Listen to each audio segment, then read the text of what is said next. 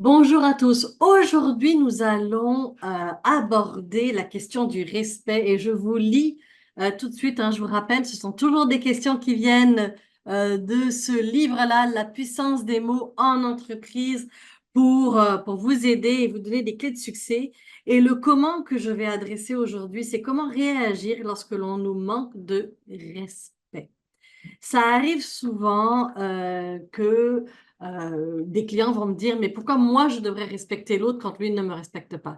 Déjà là, ça fait un lien avec une expérience client, hein. On ne peut pas demander à nos équipes de travail d'être dans le grand sourire et d'être dans le respect si nous, on n'arrive pas à être déjà respectueux avec eux. Donc ça, c'est déjà un élément. La deuxième chose, c'est comment nous, quand on reçoit ce manque de respect-là, comment on va réagir? Comme vous le savez, hein, c'est sûr, aussitôt qu'il y a un manque de respect, qu'est-ce qui est titillé? Notre ego, notre émotion. Dès que la situation, elle arrive, il y a incohérence avec ce que je vis. Donc, et forcément, et quand on dit il y a incohérence avec ce que je vis, c'est qu'aussitôt qu'il y a une émotion, c'est que ma réalité ne coïncide pas avec ce que je veux voir arriver. Et donc, automatiquement, l'émotion, elle arrive et on va, en général, réagir. Et je vais me permettre de lire les éléments que lorsque ça arrive et qu'on nous manque de respect, quoi éviter de faire dans ces situations-là.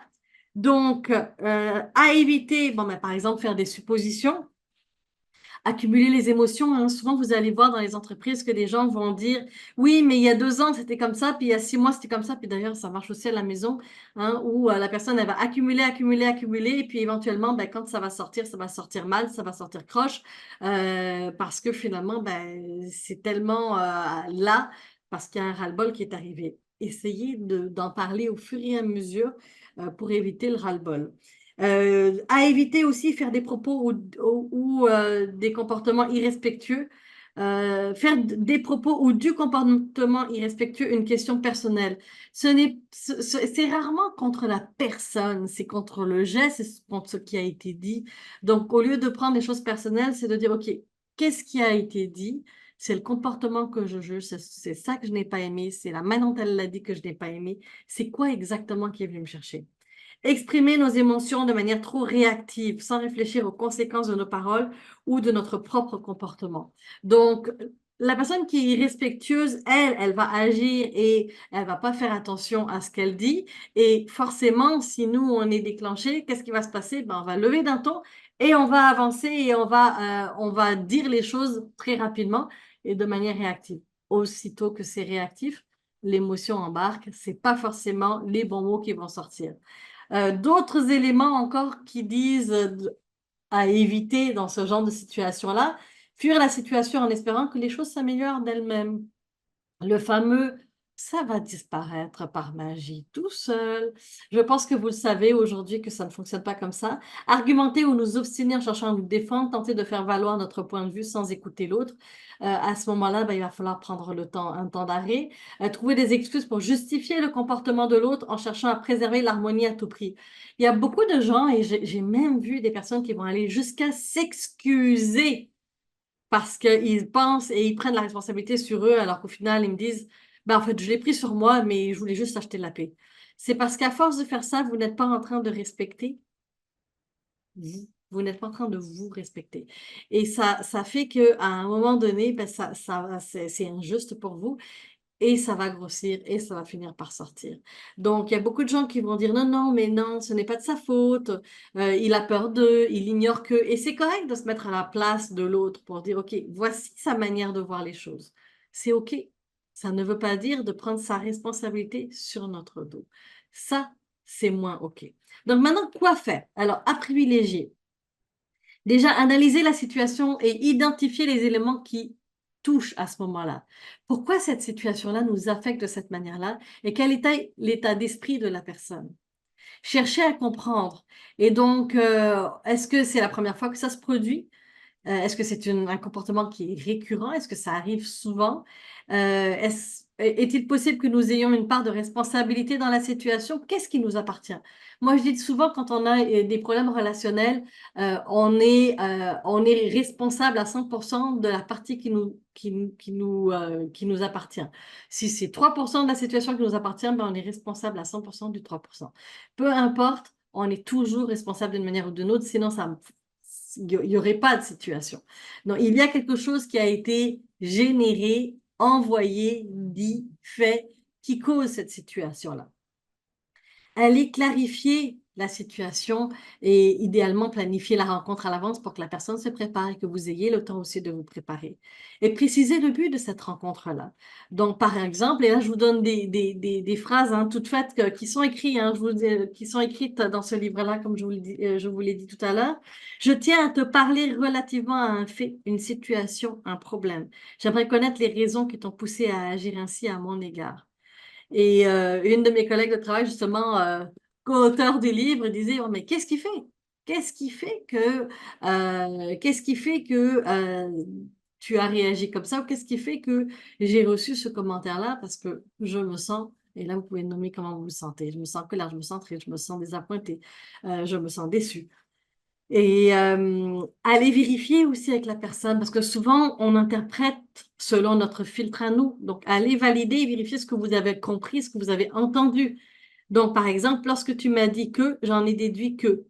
Mais concrètement, que voulais-tu dire par là?